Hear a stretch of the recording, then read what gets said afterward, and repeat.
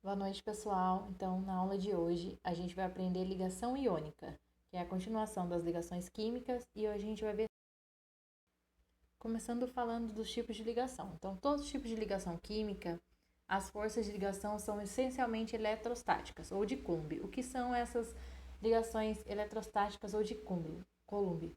Isso quer dizer que as ligações, elas têm uma energia elétrica eletrostática. Essa energia eletrostática ela é uma energia de íons que estão parados, certo? Que estão em repouso. Isso quer dizer eletrostática.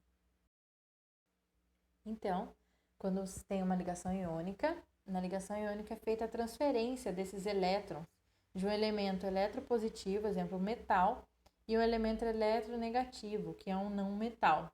Então, ocorre a transferência de elétrons de um elemento para o outro.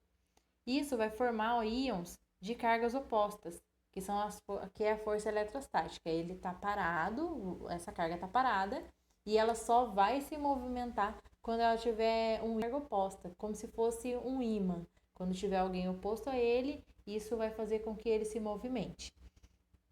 Isso resulta na atração eletrostática entre cátions e ânions, que é o que eu falei, o positivo vai se encontrar com o negativo.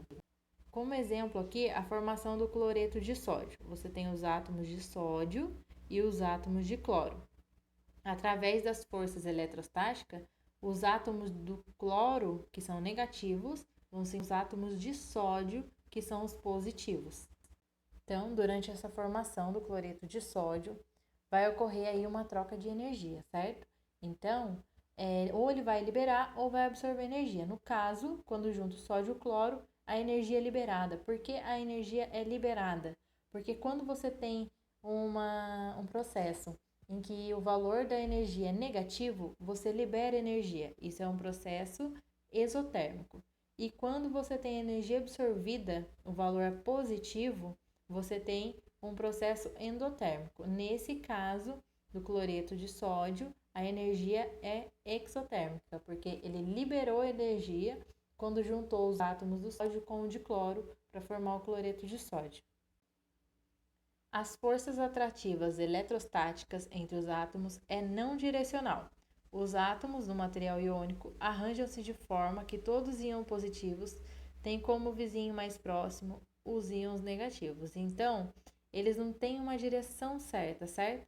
Eles só vão se arranjando sempre com os positivos aos lados negativos. Se você for ver nesse desenho, o cloro, que é negativo, está em verde e o sódio positivo está em roxo. Você vai ver que está sempre um do lado do outro, sempre intercalando positivo e negativo, positivo e negativo.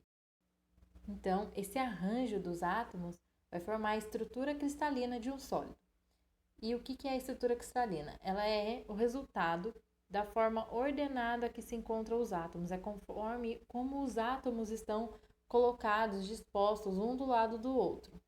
Estruturas amorfas são formadas por arranjos atômicos aleatórios, sem simetria ou ordenação. Então, tem dois tipos. Ou o material, o sólido, ele tem uma estrutura cristalina, que ele tem uma forma certa, ou ele é amorfo. Quando ele é amorfo, ele não tem uma estrutura, um arranjo atômico certinho, não tem simetria, certo?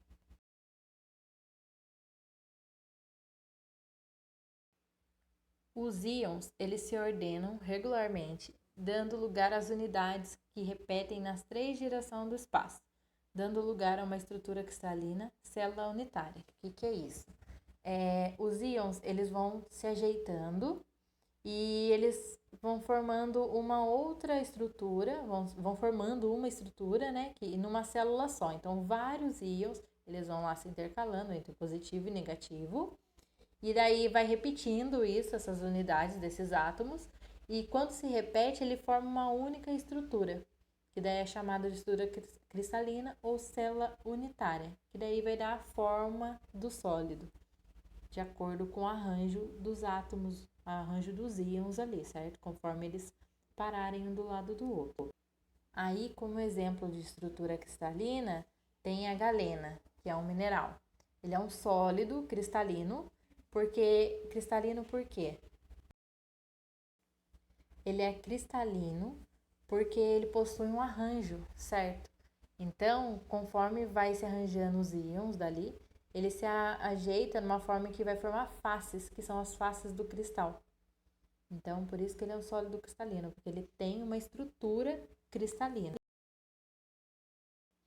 Aqui você pode ver as diferentes estruturas internas dos cristais. Então, tem o tipo de cubo, prisma tetragonal, bipirâmide, bipirâmide hexagonal e prisma hexagonal. Esses aqui são os tipos de estrutura, como é que os materiais, como é que os íons se comportam e se arranjam dentro dos cristais. Que daí vai formar as estruturas cristalinas. Conforme ele está lá dentro, ele se arranja desses tipos aqui. Então, cada tipo de cristal vai ter uma forma que os íons vão se arranjar lá dentro. Essa fórmula tem eixos e ângulos diferentes. E de acordo com o eixo e ângulo que tem em cada cristal, você vai ter um tipo, que é ou cúbico, ou tetragonal, ortorrômbico, hexagonal, romboédrico, monoclínico e triclínico. Isso daí são tipos de estruturas internas de cristais e elas variam os seus eixos, certo? Aqui nós temos 4 tipos de estrutura interna, né, dos cristais. E um é o primeiro sistema cúbico ou isométrico, que é a forma de um quadrado, que daí tem o comprimento, largura e a altura do mesmo tamanho. Tem o sistema tetragonal, que tem comprimento, largura iguais e diferentes da altura. O hexagonal, que tem a fórmula de um hexágono, e o hexagonal compacta, que ele tem a forma de um hexágono também no centro, se você observar, certo? Aí aqui, continuando a estrutura interna dos metais, temos exemplo do romboédrico, monoclínico, triclínico e ortorrômbico. O que vai variar neles são a angulação. Você pode ver uma angulação diferente. E essa angulação é o que vai determinar qual tipo da estrutura corresponde. Aqui nós temos uma tabela com os valores tabelados de cada metal e a sua estrutura, certo? Sua estrutura específica, seu raio atômico, a valência e a temperatura de fusão de cada um desses metais.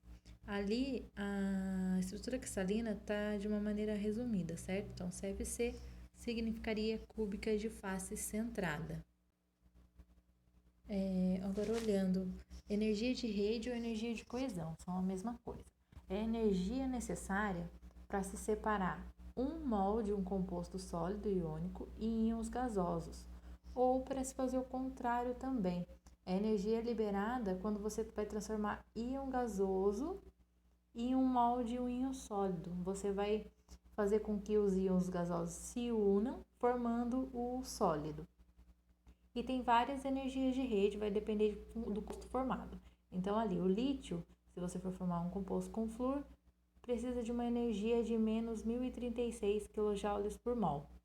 Já se você for juntar o potássio com o iodo, você precisa de uma energia de menos 648 kJ por mol.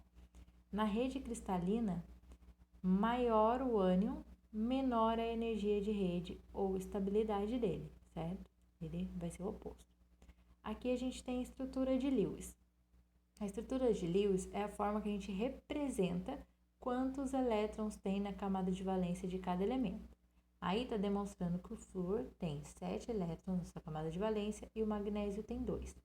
Como o magnésio ele doa, ele vai mostrar com a setinha que ele vai doar elétrons por flúor, ou então demonstrando ali no MG2+, que ele está doando esses 2 elétrons.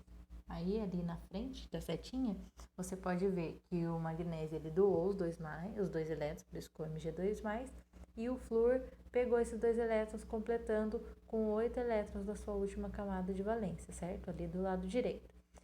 Do lado esquerdo foi antes e do lado direito é depois da doação de elétrons do magnésio, certo? Agora, a gente vai falar sobre as propriedades dos compostos iônicos. Então, eles apresentam algumas propriedades, como serem sólidos nas condições do ambiente, apresentar altos pontos de fusão e ebulição, são condutores quando fundidos ou dissolvidos em água. A maioria desses compostos iônicos, eles também são solúveis em água, certo?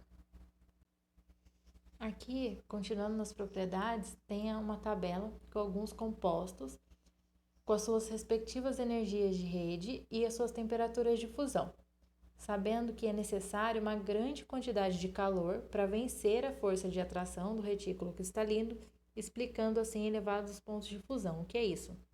É que é para poder romper o retículo cristalino, para poder separar ali os íons, precisa de um elevado ponto de fusão.